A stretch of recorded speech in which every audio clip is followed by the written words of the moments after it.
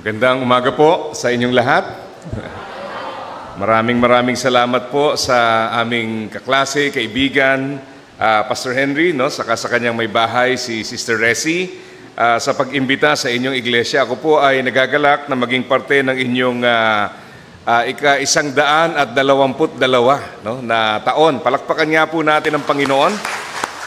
Maraming salamat sa kanyang kabutihan, 122 years. Kanina ho ay pinakikinggan ko yung kasaysayan. Sabi ko mahaba-haba, ang pinagdaanan ng iglesia. Pero salamat dahil hindi lamang po tayo tumanaw sa nakaraan, kundi nakikita po natin ang kasiglahan ng kasalukuyan. Kaya alam ko po na marami pang mga taon ang ipagkakalob ng Panginoon sa inyo. At sa atin hong pag-aaral sa pagkakataong ito ay ating i-consider yung inyo pong tema, Growing and Bearing Fruit in God's Grace. At ang talata po na ating gagamitin ay mula sa pangalawang Pedro, Kabanata 3. Bagamat ang inyong main passage po ay verse 18, minarapat ko pong isali yung verse 14 and verse 17, para hindi magtampo yung verse. Gusto po nating makita yung konteksto nito. At sa atin hong pagbabasa ay inimbitahan ko kayong buksan ang inyong Bible sa 2 Peter chapter 3, 14 to 17. At yan po ay makikita rin natin sa screen maya-maya. So, ayan.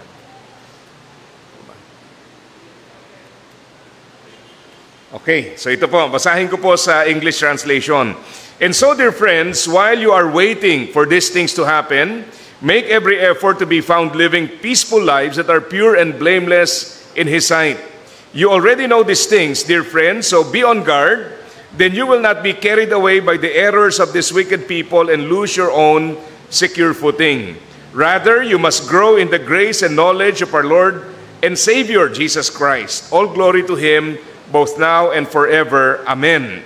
So dito po sa passage na ito ay meron pong paalala sa atin na bilang isang mananampalataya, tayo po ay merong responsibilidad sa ating Panginoon.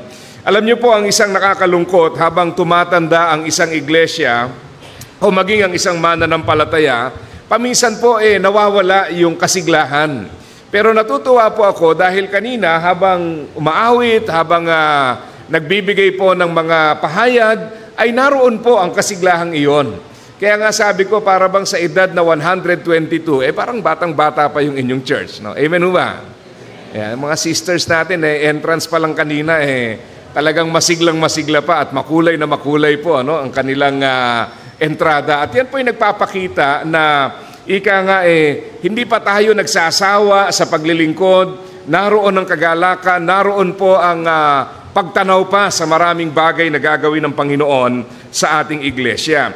Kaya nga dito sa aklat ng pangalawang Pedro, mahalagang tandaan na ito po'y sinulat sa panahon na inuusig sila at sa panahon na ang marami po sa kanila ay tila napagod na umasa sa ating Panginoon. Bakit po? Kung babasahin niyo pa mga nauna pang mga talata, ay sinasabi na nandoon po ang kanilang panghihina dahil sinasabi ng Panginoon na siya po ay muling babalik, subalit ang problema, sabi ng iba, ang tagal ng sinabi, bakit wala pa hanggang ngayon?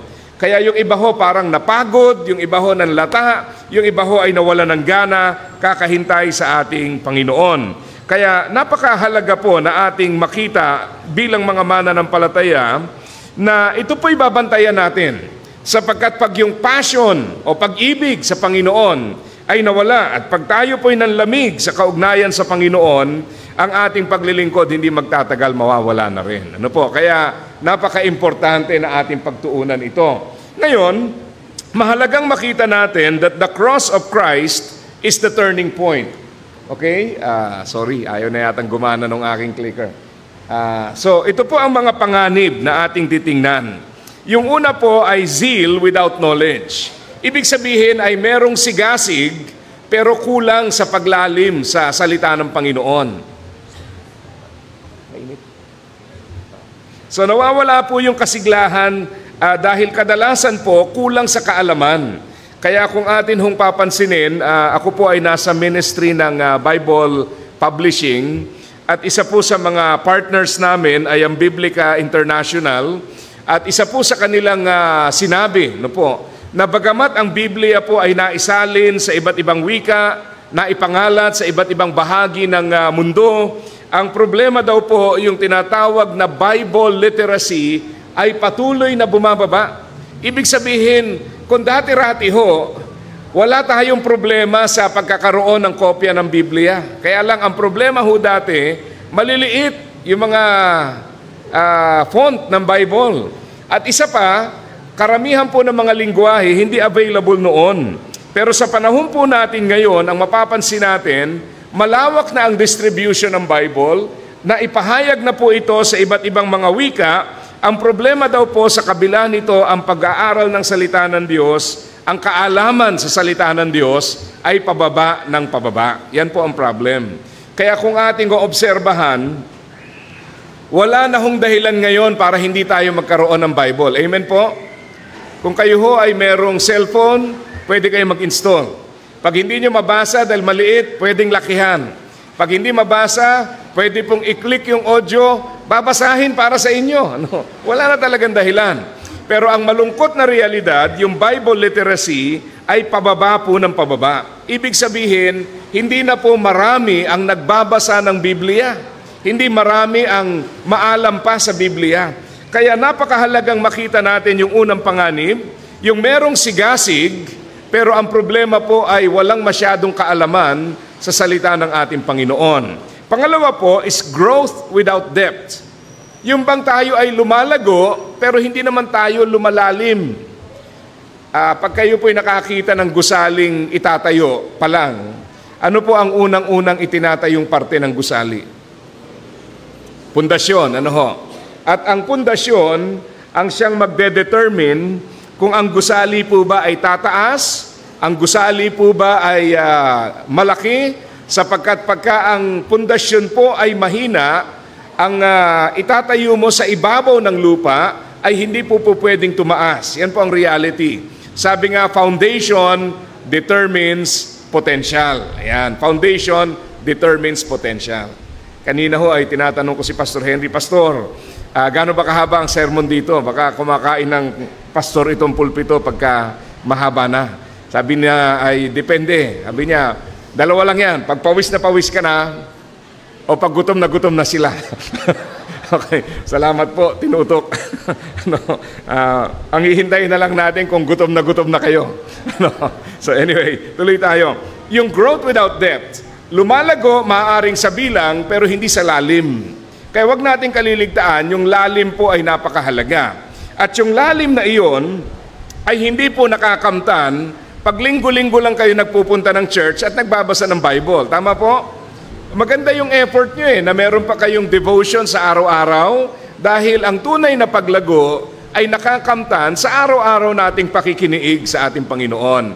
Naalala ko po isang beses, meron pong nag-report sa akin, nakapatiran, sabi niya, dumalo ako sa isang gawain, pero natisod ako. Okay, so sabi ko, parang baliktad yata, dumalo sa gawain, pero natisod. Alam ko ho, hindi nangyayari yan dito sa inyo. Walang ganun dito, walang aamin. Okay. Okay. So, sabi ko, nag-imbestiga ako, paano nangyari na merong pagtitipon, tapos ay nagkaroon ng pagkakatisod. At ito ho ang aking natuklasan. Kaya po nagkakaroon ng ganon dahil nagiging pabaya sa spiritual life ng Monday, Tuesday, Wednesday, Thursday, Friday, Saturday. Tapos dadalo ng pagtitipon na pinabayaan natin yung ating spiritual life throughout the week. So pag tayo po ay dumalo, ano ho ang baon-baon natin sa ating pagdalo? Spiritual immaturity. At pag ang baon po natin ay spiritual immaturity, at ang baon din ng iba ay spiritual immaturity, pag nagkita-kita ho tayo, ang resulta, tisod tayo sa isa't isa. Tama ho ba? Yan ang problem. Kaya po, yung pagtitipon ay mahalaga, pero mahalagang unawain, ano po ang baon natin sa ating mga pagtitipon. Dahil pag ang baon po natin ay yung spiritual immaturity na iyon, ay ginagarantiya ko po sa inyo, ang pagtitipon natin ay hindi magiging pagpapala.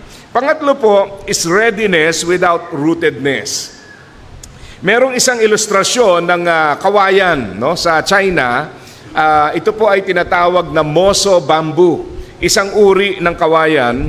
Pag tinanim mo ito, kakatuwa kanina, nakita yung mga bulaklak, ano ho? Kaya naalala ko yung ilustrasyon. Pag tinanim mo daw ito sa lupa, sa loob ng 4 hanggang 5 taon ng patuloy na pag-aalaga, pagdidilig, wala kang makikitang sisibol sa ibabaw ng lupa. 4 to 5 years. Can you imagine, ano? 4 to 5 years. Ako po'y nahilig din magtanim at pagka nagdidilig ka na walang sumisibol, dalawa lang ho yan. Either manawa ka o akalain ng mga kapitbahay, may sira ka. Ay, dilig ng lupa, wala naman tanim. Ano? 4 to 5 years. Pero after 4 to 5 years, pagka nagsimula na pong sumibol, eto po, sangayon sa kanilang datos, ang pagsibol po o yung pagtubo ay 1.5 feet to 2 feet per day. Ibig sabihin, isa't kalahating pie hanggang 2 pie bawat araw. So ang ibig sabihin yan, sa loob lamang ng 3 hanggang 4 na araw, lampas tao na ho yun. Ngayon ang tanong, paano nangyari na napakabilis ng kanyang paglago? Ang sagot po ay nandun sa unang 4 hanggang 5 taon. Ano po yon? Walang nakikitang pagsibol, pero merong paglalim ng ugat, paglawak ng ugat, kumakain po ng sustansya, at the same time nagbibigay ng pundasyon in preparation for the growth. Ganyan po ang ibig sabihin. Kaya nga, napakapanganib na unahin natin yung pag-angat, pero wala tayong sapat na lalim. At sa panahon po natin ngayon, makikita natin itong nangyayari sa marami na para bagang ang mahalaga ay bilang lamang pero hindi po mahalaga ang lalim. Importante po ang paglalim sa Panginoon. Kaya nga, napakahalaga yung tinatawag na spiritual decluttering. Na ang ibig sabihin, habang lumilipas ang panahon, may mga bagay na hindi katanggap-tanggap na paminsan po ginagawa nating katanggap-tanggap. Yan. Tanungin ko ho kayo, sino ho rito ang married na for more than 20 years? Yung 20 years na kayo mahigit kasal. Taas nga kamay. Yan. Yan. Kaya ako po natanong yan, nitong nakaraang ilang linggo, sunod-sunod po ang kasal. Meron po akong kinasal na matagal na silang kasal, ay gusto lamang nila magseremonya ng 25 years. Alam niyo ho, pagka ikay madalas magkasal, minsan ho, parang, ano ba ito, lahat na yata ng uri, narinig mo na. Kaya minsan ho, ang puhunan lang ng ikakasal ay kilig. No? At alam naman ho nating lahat, pag ang relasyon hindi inalagaan, yung kilig nagiging kilabot. No? Tama ho ba? No? Yung una ba'y pagtingin mo sa asawa mo, kinikilig ka, pero kalaunan ho, pagtingin mo, kinikilabutan ka na. No? Ayoko na hong pataasin ng kamay yung mga kinilabutan. Ano? Baka mag-away pa kayo rito. Pero ang point ko po, kaya ako sinasabi yan, kasi relationship di ba? At tayo po, bilang kabilang ng iglesia, at ito po'y aming naranasan din sa aming church, hindi pwedeng tumagal ka sa iglesia na hindi ka nasasaktan. Tama po ba? Yes. At one point, sigurado po yan, either natisod kayo, nasaktan kayo, o nakatisod na rin kayo. Kung wala man ho dito niyan, muli walang aamin. No? Pero sigurado akong meron. Di ba? Meron. Nangyayari yan. Ako nga, pastor. 27 years na po akong pastor sa aming church. At yan po'y naranasan ko all throughout my ministry. Talagang hindi pwedeng hindi masasaktan. Kaya lang, ang point ko po ay ito. Pagka hindi tayo kumilos upang yung mga naipong sama ng loob, tampo, hindi magandang relasyon ay hindi naghilom, magiging past-oriented tayo sa halip na future-oriented. Ang ibig sabihin niyan, yung pain ng nakaraan ang magbibigay ng limitasyon sa halip na yung promises ng Panginoon sa hinaharap. Kaya nga, ang palagi kong sinasabi, pag meron kayong tampuhan, nagiging para tayong dictionary. Tanungin nyo kung bakit. Kasi marami kayong meaning, di ba? Pag nakita nyong nakangiti, yung hindi nyo kasundo, ang iisipin nyo ano? Ngingiti-ngiti pa. Yan. Pag hindi naman kayong nginitian, ano man sabihin nyo? Ni hindi man lang ngumiti.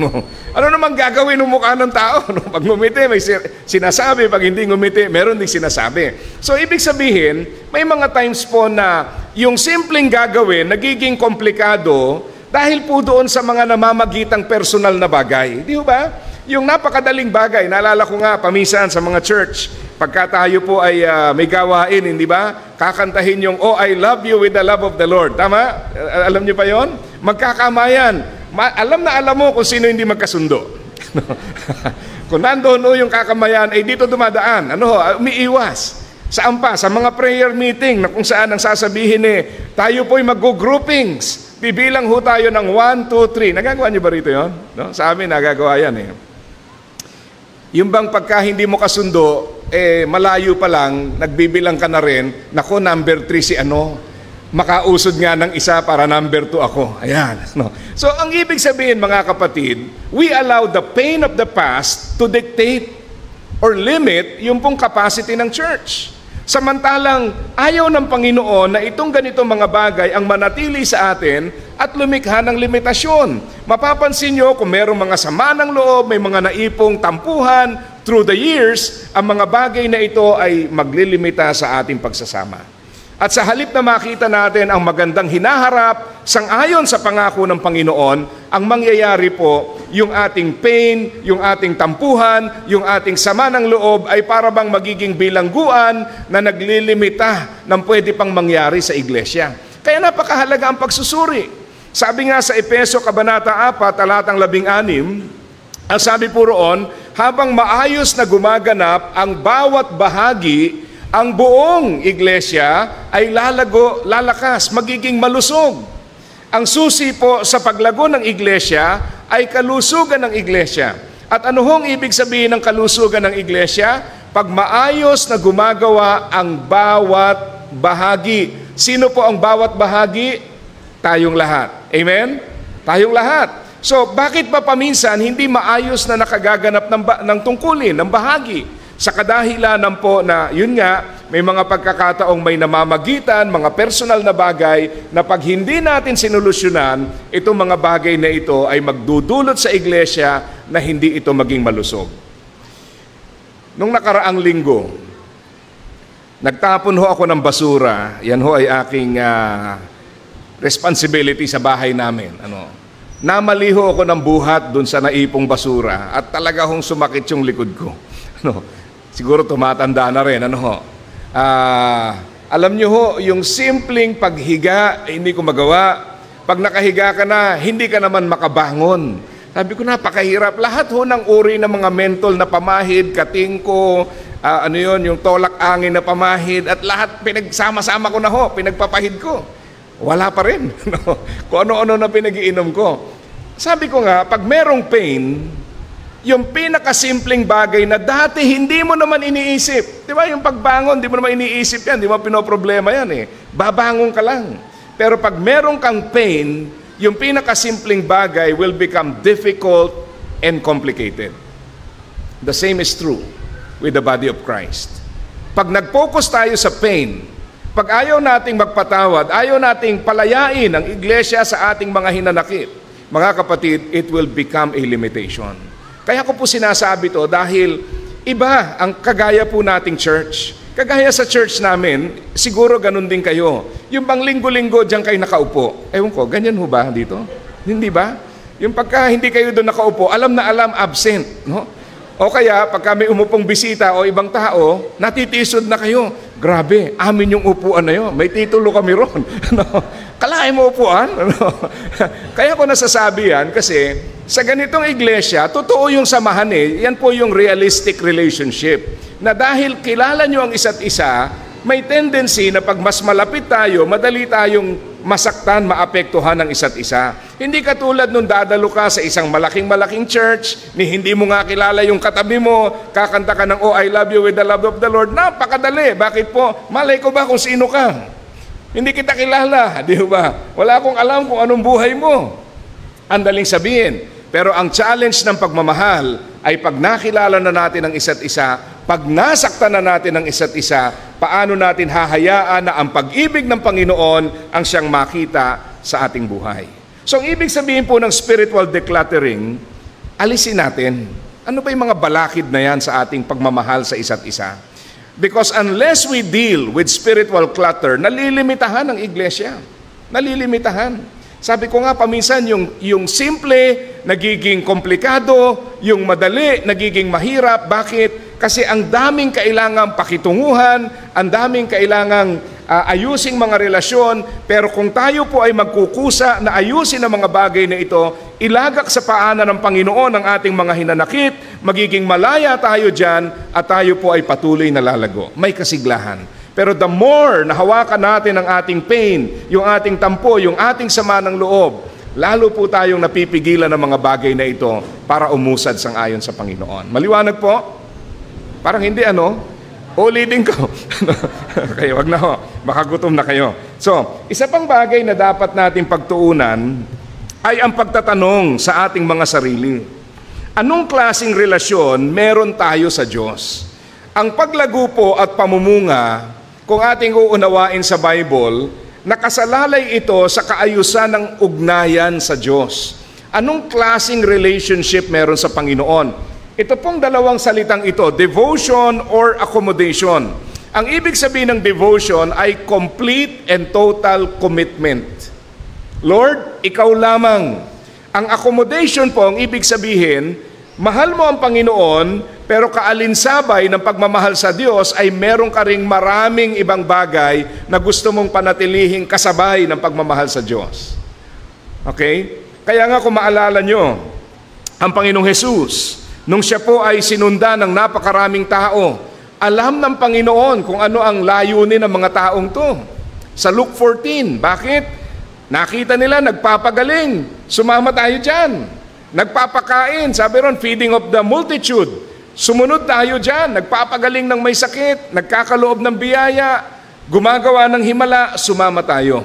Pero ano sabi ng Panginoon? Tumalikod siya, hinarap yung mga tao, at ang sabi sa kanila, if any of you wants to be my disciple, you must love me more than your own life. Your mother, your father, brother, sister, wife, and children. In other words, mahalin siya ng higit. Ang hinihingi ng Panginoon ay hindi po yung i-accommodate lang siya sa ating buhay, kundi ang mahalin siya ng higit sa lahat. And unless we are willing to do that, we cannot move forward with Christ. Yan po ang problem. Kaya minsan, habang tumatagal, ito ho ang hindi natin namamalayan. Are we truly devoted to the Lord? Or are we merely accommodating the Lord in our life? Talaga bang nandun ang total commitment o ang Panginoon ho ba ay bahagi lang ng napakaraming bagay na gusto nating gawin? Minsan nga umaabot na sa punto na wala na tayong time sa Panginoon. Bakit po? Dahil ang feeling natin, yung time na spend natin with God ay masasayang pa. Ang dami nating gustong gawin. Wala pong shortcut mga kapatid. If you want to truly grow, bear fruit, kinakailangan po from mere accommodation of Christ, we are devoted to Christ. Siya yung gawing pangunahin. Naalala nyo yung time na si Jesus ay tinanong. Sabi sa kanya, which is the greatest commandment? Naalala nyo po yun? Nandun yata kayo noon, no? Kaya po tinanong yan, una, sa dami ng utos, siguro iniisip nila, alin nga ba rito uunahin? Pangalawa, ang pakay po ng nagtanong, pagka nagkamali ng sagot si Jesus, magdedebate. Yung mga tagasunod, maghihiwa-hiwalay. Kasi bakit? Imagine mo, pag sinabi ni Jesus, yung commandment number 4, mas mahalaga sa commandment number 1. Siyempre, magdidebate yun.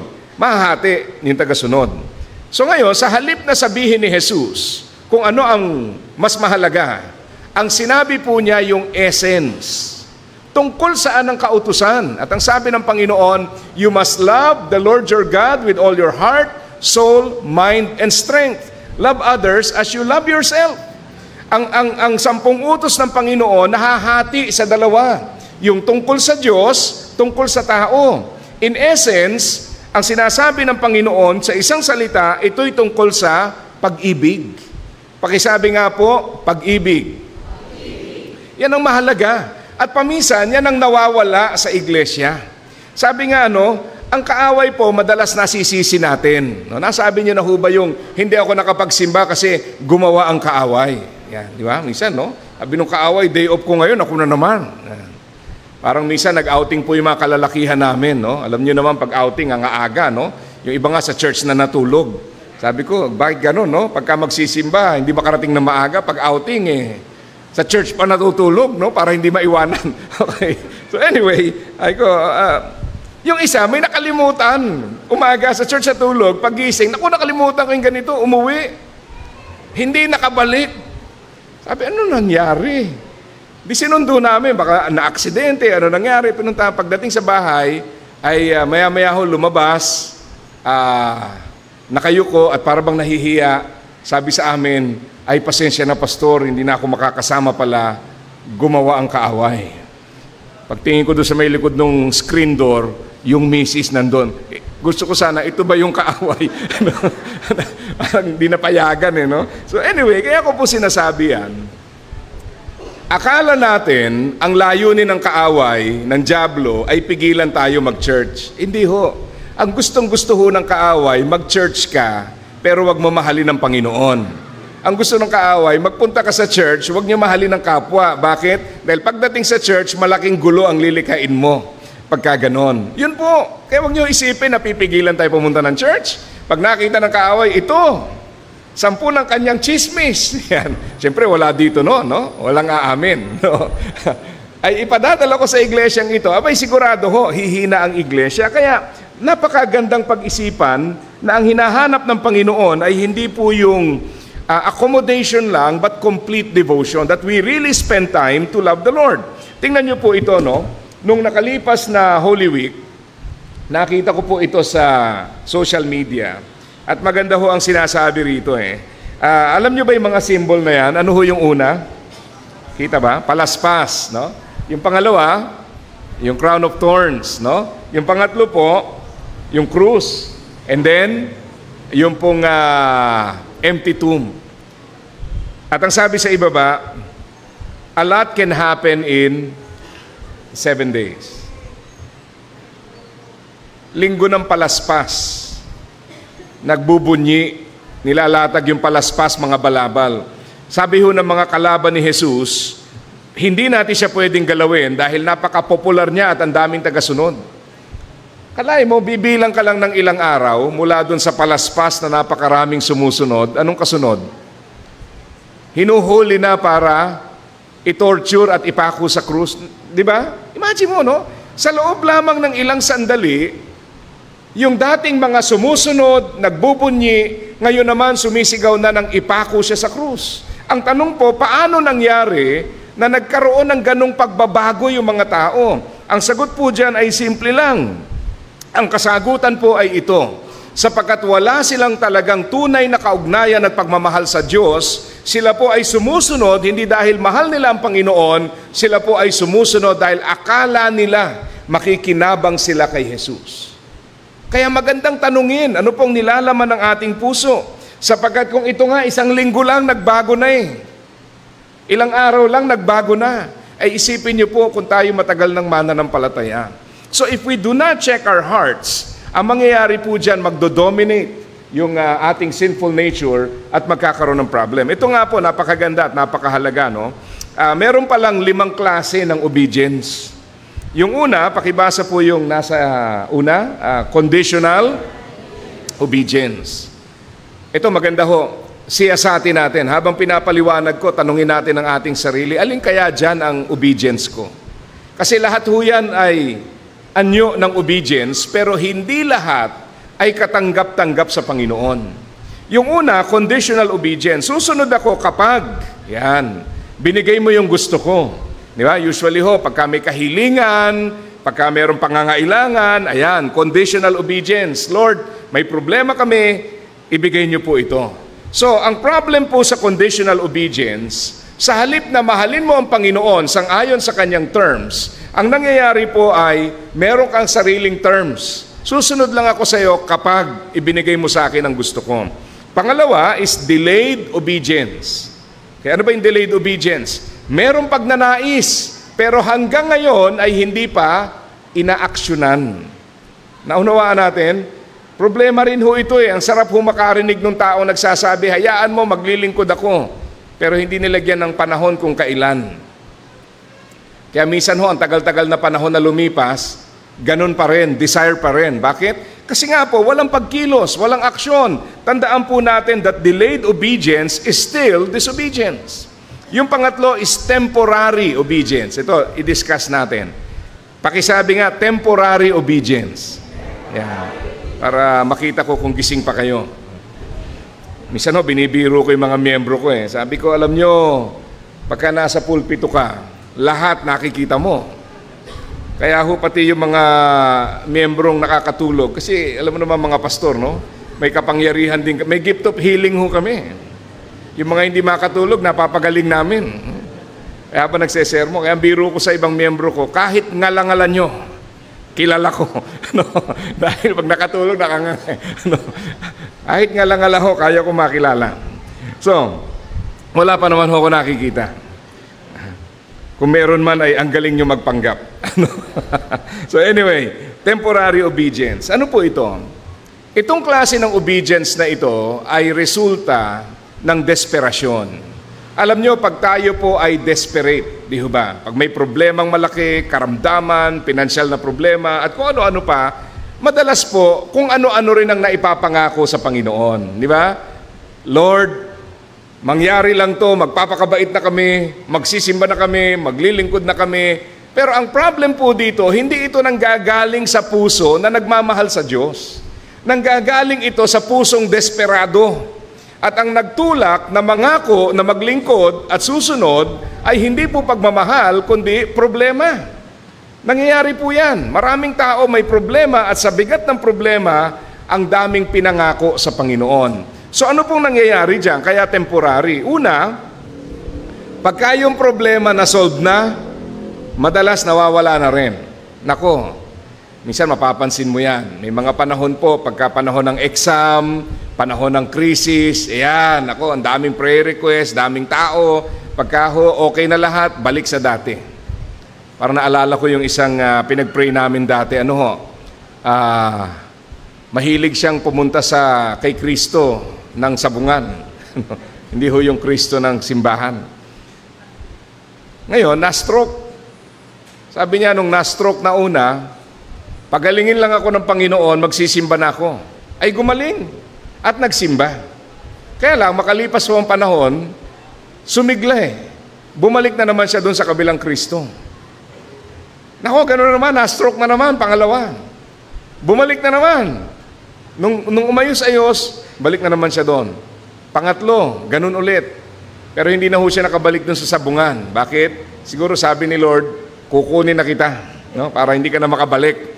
So, ang nangyari po doon, sabi ko nga, kadalasan po, pag may problema, we commit to God. Pag nasolve ang problema, nawawala yung commitment. Or, pag nanawa ka na dahil hindi pa nasosolve yung problema, nawawala yung commitment. Either way, it is temporary. Kaya siya temporary dahil hindi nagmumula sa puso na umiibig sa Diyos. Yung pang-apat is selective obedience. Ano po ito? Mapili tayo. Kung ano yung gusto natin, kung ano yung nag-a-align sa nais natin, yun lamang ang sinusunod natin. Tandaan niyo po na ang nais ng Panginoon ay yung panghuli. It is wholehearted obedience. Na ang ibig sabihin po, kaya tayo nanduroon at sumusunod dahil mahal natin ang Panginoon. Kaya nga po ang isang bagay na napakahalagang pag-ingatan ay walang iba kundi ang pag-ibig sa Diyos. Bakit? Sabi nga sa itaas, the quality of your relationship with God will determine the quality of your obedience. Yung kalidad ng ugnayan sa Panginoon will determine your obedience. Pag nag-struggle tayo sa ating pagsunod, sa pagmamahal sa Diyos, mag-struggle din po tayo sa ating obedience. Kaya kung papansinin niyo po, kadalasan yan ang nagiging issue. Bago mo makita na masira yung paglilingkod, ang unang-unang masisira ay yung pag-ibig sa Panginoon. Bago mo makitang mawala ang paglilingkod, mag-deteriorate ang ating pagsamba, ang unang-unang mawawala yung pag-ibig sa Panginoon. Kaya nga, yun ang kinakailangan nating alagaan. 122 years, pwede hong nagsawa na. Pero 122 years, kung yung alab na yon ng pag-ibig sa Diyos ay mapangalagaan, we can look forward for more. Bakit? Hindi po yung dami ng taon ang magdidikta kung magsasawa tayo. Hindi po yung dami ng taon o haba ng panahong lumipas ang magdidikta kung pagod na tayo. Ang totoo po, kapag mahal mo ang Panginoon, hindi nakakapagod. Amen? Totoo yan Dati ho, nagbibisikleta ako rito, no? Taga May Kawayan po ako. Nung nahilig po ako magbisikleta, pag mahal na mahal mo ang pagbibisikleta, kahit hirap na hirap ka, enjoy ka no? Hindi nga maipaliwanag yun ng iba Bakit kayo nagbibisikleta? Pwede naman kayo mag-jeep, mag-kotse, no? Exercise nga Anyway, kahit pagod na pagod, minsan pag bago maghiwa-hiwalay ang magkakabarkada, ang tanungan po namin ay ito. Ang pangit-pangit nyo na, ang baho-baho nyo na pawis kayo. Pero pag maghihiwalay na, ang tanungan namin, kailan natin uulitin to? Tama? Kasi passion mo di ba? Kaya kahit sa paglilingkod, ang totoo po, pag mahal mo ang iyong ginagawa, hindi nakakapagod Tama? Pero pag hindi mo gusto ang iyong ginagawa, konti pa lang pagod ka na Halimbawa, nagdi-devotion kayo. Pagka wala kang gana mag-devotion, kakabasa mo pa lang nung talata, pagod ka na no? Pagtingin mo, parang haba na lumipas, yung pala, kukunti pa lang. Bakit po? Kasi nga, wala yung pag-ibig. Pero pag may pag-ibig, hindi mo namamalayan ang paglipas ng panahon. At yan po ang napakagandang bagay na kailangan nating bantayan. It must be a wholehearted obedience to the Lord. Anything less than wholehearted obedience is not acceptable. Anything less than wholehearted obedience ay hindi po sasapat para tayo ay mamunga ng sagana at makapagpatuloy pa sa paglilingkod sa Panginoon. Ito nga ang tanong Tanungin ko kayo. Are you too blessed to be stressed or are you too stressed to be blessed? Yan. Tingnan niyo yung katabi niyo, mukha bang blessed o mukhang stressed? Mukhang stress na nagkatawang tao, no? Meron bang ganon? No? Kaya ako po nasabi yan kasi meron akong kaibigan na na-interview din sa radyo. Siya po ay negosyante. Nung time na in-interview siya, magbubukas siya ng isa pang branch. Ang tanong sa kanya nung nag-i-interview, hindi ba nakaka-stress yung marami kang branch? Ang sagot niya, I am too blessed to be stressed. At nag-click sa isip ko yon. Bakit? Kasi naisip ko, may mga tao na ang dami nang ang ginagawa, pero ang dami pa rin gustong gawin. Ang dami ng paglilingkod, pero ang dami pa rin gustong gawing paglilingkod. Bakit po? Because they are too blessed to be stressed. Capacity ang issue dyan. May mga iba konti pa lang, stress na. Para kayo meron kayo sari-sari store na ang tinda nyo sa 10. Na-stress na kayo, tapos sabi nyo, Lord, palawakin nyo, padamihin nyo pa ito. Sabihin sa inyo ni Lord, sa 10 nga, hirap na hirap ka na, padadamihin pa natin. Di ba? Naalala ko yung kwento ng taong grasa. Alam niyo ba yung taong grasa? Alam niyo yun? Taong grasa? Yun ang lilimos.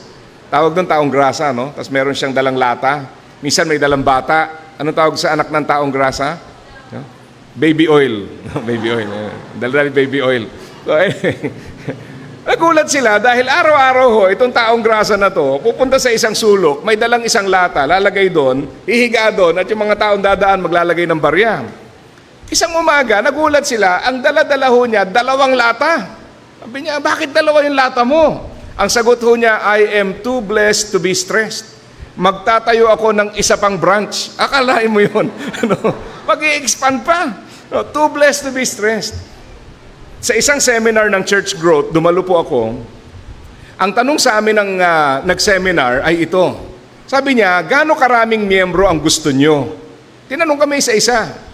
So una, nahiya kami magbigay ng numero, pero ang ganda ho ng kanyang paliwanag. Sabi niya, sige, magbigay kayo. Dahil tanong lang naman, pwedeng mangarap. So may nagsabi, 500, 200, 1,000. Meron pa nga nagsabi, 20,000. Dami, no? Total, tinanong ka lang naman Ngayon, ito ho ang point. Sabi niya, madaling mangarap kung gaano karami. Tama? Kahit anong numero pwede mo ibigay Ngayon, ang sabi niya ganito, let us assume na sa miyembro mo, 10% ay pasaway. Yan. Bigla ko napaisip, ang galing niya, paano niyang nalaman? Ay, hindi po. So, halimbawa, 10% ang pasaway. So, kung meron kang 10 miyembro, ilan ang pasaway? Isa lang. Kung 100, 10 ang pasaway. Kung 1,000, 100 ang pasaway. Kung 10,000, 1,000 ang pasaway. So ang tanong niya ito, gaano karaming pasaway ang kaya mong harapin?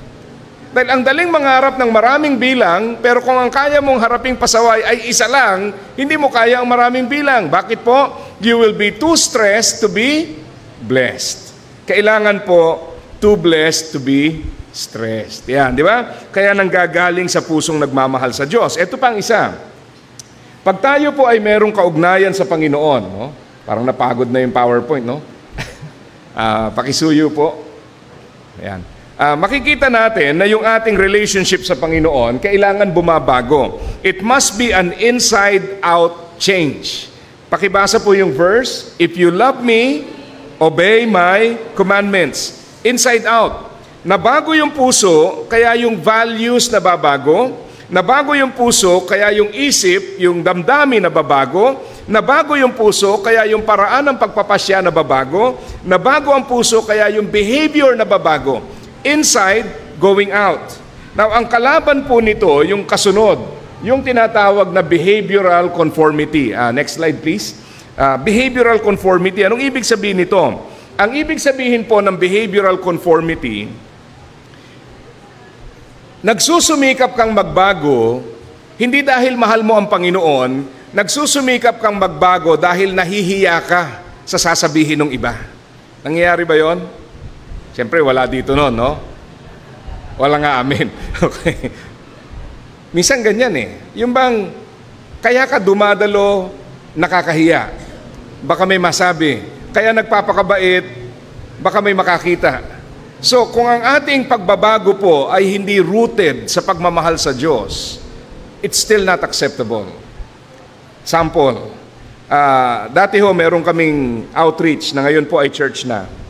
Nung nag-uumpisa kami, sari-saring klase ng tao dumadalo. Siyempre, dahil Bible study lang naman, hindi ko alam kung ano pong mga buhay nila. Nag-visitation ako. Ito ho yung mga moment na ang hirap maging pastor. Bakit? Bibisita ho ako, nasa lubong ko yung isa, nangungubra ng weteng. No? Wala pa sa climax. Okay. So ngayon, ang hirap, alam niyo kung bakit? Hindi ko ho malaman kung ako ba yung mahihiya, siya ba yung mahihiya, ako yung mahihiya para sa kanya, o siya yung mahihiya para sa akin. Ulitin ko, dahil outreach lang naman ito, hindi naman sila talaga member eh. Kumbaga umaattend sa Bible study. So siyempre, may pakundangan naman sa akin, kaya nahiya siya. Although, hindi nga sila members pa. Kaya, hindi ko malaman ngayon. Sabi ko, ano kaya gagawin ko? Ako ba'y, nagkasalubong kami, iskinita eh. Tama-tama, hawak na yung mahabang booklet. Ano yung mga pangalan, mga miyembro? Ay, hindi. Pastor, magkano? Anong numero mo? Hirap yan. 316, no? John 3:16. Mahirap. Mahirap yata yun. Yung ba yung ginagamit mo? Ay, hindi. Kami naalaga ang numero ito. Sinuko na, no? Ano na siya? John 4:12 na. Okay. So, anyway, andun po, ang nangyari. Nabigla na lang ho ako, tumingin ako sa iba. Para kunwari hindi ko siya nakita. Siya naman may technique din, may tama-tama, may bintana ho dun sa tabi, dahil iskinita nga, biglang ipinasok yung ulo dun, no? Para hindi ko siya makita, nagtago. Pero kita yung katawan. Ay, kung ano kaya gagawin ko? Hindi na lang ho ako umalis para matagalan siya doon. No? Pero, alam niyo yung, ang pinagpapasalamat ko, alam niya mali yung kanyang ginagawa. Ang malungkot lang doon, kung ang pagbabago po ay gagawin natin dahil lamang may nakakakita, may nakatingin, may makakaalam. Bakit? Dahil ang ganung uri ng pagbabago ay hindi po nakasalalay sa pagmamahal sa Diyos. Nakasalalay yon sa sasabihin ng kapwa. Kaya dapat talaga rooted tayo sa Panginoon. Yun ang talaga. Hindi pwede yung behavioral conformity. Kaya kailangan po rooted sa Panginoon. Tingnan niyo po yung halimbawa, no? Dito po sa Revelation chapter 2, verse 4 and verse 5. Yung pong iglesia sa Efeso na binabanggit dito, yung church na ito, pag binasa niyo yung verse 2 and verse 3, ito pong iglesyang ito, kahanga-hanga, church in Ephesus, sa Aklat ng Pahayag. At ang sabi ng Panginoon, nakikita ko ang inyong ginagawa, nagpapatuloy kayo sa paglilingkod, masipag kayo sa gawain kahit na kayo ay nagdurusa, hindi kayo bumibitaw sa paglilingkod. Pero ang pagdating ng verse 4, ang sabi ng Panginoon, meron akong isang bagay na hawak laban sa inyo. Sabi niya, I have this complaint against you. Ano pong sabi rito? You don't love me or each other as you did at first. Hindi nyo na ako mahal kagaya ng dati. Narinig nyo na yung kanta ni Gary V na Gaya ng Dati. Actually, hindi po love song yun sa babae. It actually, galing po yun dyan. Nawala na yung dating pag-ibig. You have forsaken your first love. Ngayon, mamamangha ka. Ang tanong, paano nangyari na naglilingkod pero nabawasan yung pag-ibig? Paano nangyari na nando naman ang kanilang katapatan pero yung sigla ng pag-ibig ay nabawasan? Yan ang commendation ng Panginoon Yan ang kanyang sinabi. I have this complaint against you. You don't love me or each other as you did at first. Ang ibig sabihin nito, mga kapatid, kahit tayo po ay nagpapatuloy, kahit tayo po ay naglilingkod, kahit kompleto tayo sa attendance, ang babantayan yung puso. Dahil maaaring nagpapatuloy tayo sa ginagawa, pero yung pag-ibig, unti-unting nawawala. So how do we restore? Kung sakaling kayo po ay dumating sa punto na para bang nakakasawa na, nakakapagod na, o naglilingkod na parang automatic na lang. And also for the next generation, no, yung mga dito na lumaki. Alam ko po paminsan, pag kayo yung second, third generation, ito rin, problema rin to Alam niyo kung bakit? Kasi minsan, nakasanayan mo na lang di ba? Dahil diyan ka na lumaki, para bang linggo-linggo, nandiyan ka, yung automatic na yon. Pero ang tanong nga, ito ba'y bunsod ng pusong nagmamahal sa ating Diyos? Sa hindi po nakakaalam, ako po ay anak ng pastor. Yung kuya ko po ay pastor din. Yung bunso namin babae, ang asawa ko pastor din. Kaya sa pamilya namin, 4 ang pastor, pero ang pinakamagaling mag-sermon, yung nanay ko, na hindi naman pastor, no? Walang PowerPoint, pero may power ang point. No? Yung misis ko, sumusunod na rin, no? Medyo nando na rin. Gagalitin mo lang, pwede na mag-conference. Nababago ang buhay. Ngayon, bakit ko nasabi? Ang hirap po pag anak ka ng pastor, ang laging tanong, magpapastor ka rin ba? Yan. Nung maliit po ako, wala naman akong against sa ministry, kaya lang, hindi ho sumagi sa isip ko na magpapastor ako. Nag-aral po ako ng seminary at naging kaklase ko nga po si Pastor Henry. Hindi ako pumasok doon dahil gusto ko magpastor. Requirement po sa aming pamilya ang 1 taon sa seminaryo. Requirement. So after high school, mag-aral ka dyan, 1 taon. Pagkatapos noon, bahala ka kung anong course. So matatapos na ho yung 1 taon, hindi ko ho malaman kung, Lord, magtutuloy ba ako o hindi? Magpapastor ba ako o ano ba? Hindi ko alam. Nalilito ako dahil palagi na lang calling. Wala yata akong calling, di ko alam. Alam niyo yung ginawa ko? Dahil na-pressure ako sa anino ng tatay ko. Dahil halos kahit saan ako magpunta dati, kilala siya. Punta ho ko ng Bicol. 15 oras na biyahe. Pagbaba ko ng bus, ang sabi ko, malayo-layo na ito, hindi na kilala tatay ko rito. Pagsalubong ho nung host namin sa Bicol, ang kabungad-bungaran, ikaw ba yung anak ni Pastor ganito? Ikaw, naku, yari. So, tapos ang Bicol. Nagtuloy ako ng ministeryo doon, pero sabi ko, hindi ko masyadong nakita ang tugon ng Panginoon. So, bago ho magbakasyon, nagplano ng summer ministry. Pupunta kami sa Coron, Palawan. Ang panalangin ko kay Lord, Lord, sa biyaheng ito, mangusap ka sa akin. Pakita mo sa akin kung talagang ako'y magpapastor. Alam niyo nangyari, punta kami ron, 18 oras po sa barko na halos kasing laki lang din ito, gawa sa kahoy. Pagkatapos po noon, lumipat kami sa bangka, 3 oras. Sa lakas po ng alon, maniwala kayo, hindi ko alam kung ilang beses ko tinanggap ang Panginoon. No? Talagang ang laki ho ng alon, saka nakakatakot. Pagdating ho namin sa isla, akalain mo nagradyo yung New Tribes Mission sa Manila para wala pang cellphone noon para sabihin, may kasama kayong naiwan, sumunod. At dahil ako yung team leader, kailangan sunduin ko siya sa pier. So sabi ko, ibig sabihin, sasakay na naman ako ng bangka, aalunin na naman ako, tatanggapin ko na naman ng Panginoon ng paulit-ulit. Susunduin ko siya. So sa isip ko, 3 hours papunta, 3 hours pabalik, siguro 2 hours doon, kahihintay, within the day, makakauwi. Eto ngayon yung pastor na kasama ko. Ang dala-dala ho, bigas, saingan, pangsindi, ulam, dilata, ang daming damit, lahat nakabalot sa plastic. Sabi ko, parang magtatana na ito si pastor.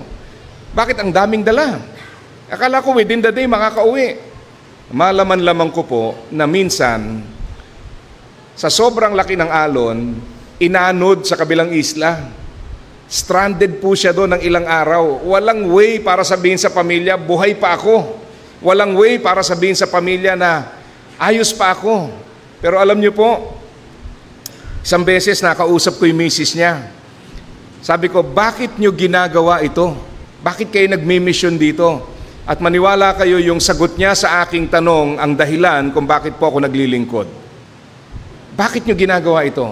Ang simpleng sagot niya sa akin, kasi mahal namin ang Panginoon. Natulalaho ako eh. Alam niyo kung bakit? Sinasabi ko rin yun eh. Madalas. Pero nung siya nagsabi, may kakaibang bigat yung kanyang mga salita. Bakit? Dahil nandun yung kanyang paglilingkod. Nandun yung pagsasakripisyo. At kaya po ako naglilingkod ngayon, dahil sa sagot niyang yun, ang akala ko dati ang issue calling. Wala akong calling, so baka hindi ako maglilingkod. Hindi ako para dyan. Kinumpronta ko ng Panginoon ng isang realidad. Ang issue hindi calling. Ang issue pagmamahal. Ang issue pagmamahal. I made it complicated. Lord, baka walang calling. Lord, marami nang naglilingkod sa pamilya. Lord, pwede na yung iba na lang. Lord, ayos na itong aking ginagawa. Lord, kahit na hindi ako magpastor, maglilingkod ako sa iba't ibang paraan. But God confronted me with something very important. Ang issue mo isa lang. You don't love me enough. You don't love me enough. Para ho kung binagsakan ng mundo nung panahon ngayon, because I realize, ang tagal-tagal ko ng mananampalataya, but my real struggle was my love relationship with the Lord. At yan mga kapatid, ang pinakamaganda at pinakamahalagang alay na pwede nating ibigay sa okasyon ng anibersaryo ng Iglesia. Ang isang pusong nagsasabi, Panginoon, marami na akong pinagdaanan, Panginoon, marami na akong tampuhan na pinagdaanan, sama ng loob, nasaktan ako, Panginoon, pero narito ako ngayon, humaharap sa iyo, handang magpalinis para alisin ang anumang kadalaan, anumang pain, anumang tampo, anumang sama ng loob na dulot ng nakaraan. Handang magpalinis ng aking puso upang maging handa na naman itong humarap sa isang kinabukasan na puno ng pag-asa. Merong excitement. Bakit? Dahil excited yung puso. Dahil hindi iniisip kung ano yung masasakit na pinagdaanan, ang iniisip, Lord, I'm ready for more because I love you. Help me to love you more. Tulungan mo kung mahalin ka pa ng lubos. Na kung ang nangibabaw ay yung pait ng aking mga karanasan, na kung yun nangibabaw ay yung aming mga tampuhan, na kung yun nangibabaw yung aming mga kadalaan at mga pinagdaanan, Panginoon, sa okasyong ito, yan ang mga bagay na aking sinusuko sapagat alam ko, hindi makapagpapatuloy na nariyan at kargo-kargo ko lahat yan. Kaya nga tingnan nyo sabi sa verse 5, di ba? Look how far you have fallen. Turn back to me and do the works you did at first. If you don't repent, I will come and remove your lampstand from its place among the churches. Anong ibig sabihin? Tingnan mo yung ngayon at ikumpara mo sa noon. Kung dati maalab ka sa Panginoon, nasaan na ngayon ang alab na yun? Ikumpara mo yung noon at ngayon.